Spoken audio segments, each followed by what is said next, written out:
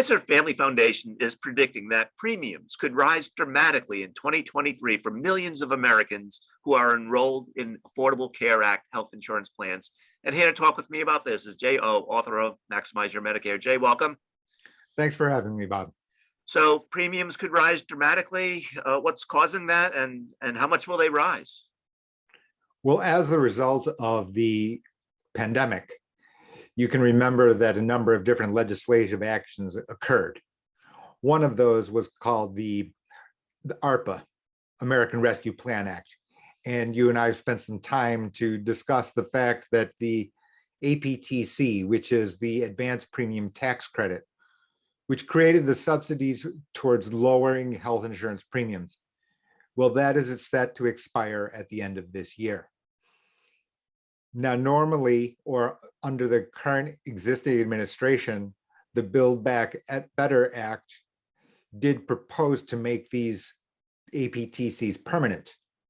Nevertheless, with the legislative backlog, et cetera, and machinations in Washington that you and I cannot resolve, the fact is that without action, they're set to expire at the end of this year. And according to the Kaiser Family Foundation, the increase in premiums can be as high as 50%. So just ballparking, if the current ACA plan is roughly $500 for an individual and maybe $1,200 for a family, you might know better than me what the current averages are, but a 50% increase brings those numbers up pretty considerably. Very much so, Bob. And making it worse, of course, is the fact that, in the backdrop, we've got an era of high inflation, $5 a gallon, on top of this coming possible event, which is just 6 months away at this point. Right. And another factor leading to the possible increase in premiums is the adverse effects of the No Surprise Act. Yes, I think that deep in the weeds are the ripple effects of the No Surprises Act.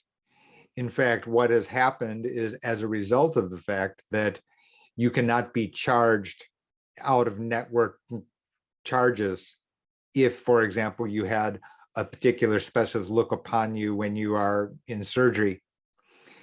The fact of the matter is that the payer of that difference would be the insurance company. And as a result of this nuance, that the extra cost by the company could be passed on in the form of higher health insurance premiums going into the future, in addition to the inflation in healthcare costs generally. So given the possibility of higher premiums, what's the actionable advice for those folks who are using ACA plans? Is it to start budgeting now or think about budgeting in 2023? Well, I think as a result of our frequent conversations, Bob, we've provided some information to people about how to actually inspect what plans are best and optimal for them, whether or not, for example, a lower premium, an aggressively lower premium plan for those persons who may not need because of their excellent health, for example. In addition to that, there are other situations like an HSA where you can have tax deferred savings. I call an HSA tax-related IRA.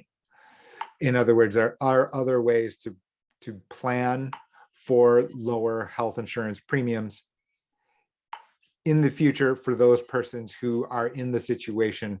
It will take some work, but probably going to be worth it given what looks to be almost certainty coming into next year. Well, Jae, as always, thanks for sharing your knowledge and wisdom with our listeners and viewers. It's greatly appreciated. It's going to stay complicated, that's for sure, Bob.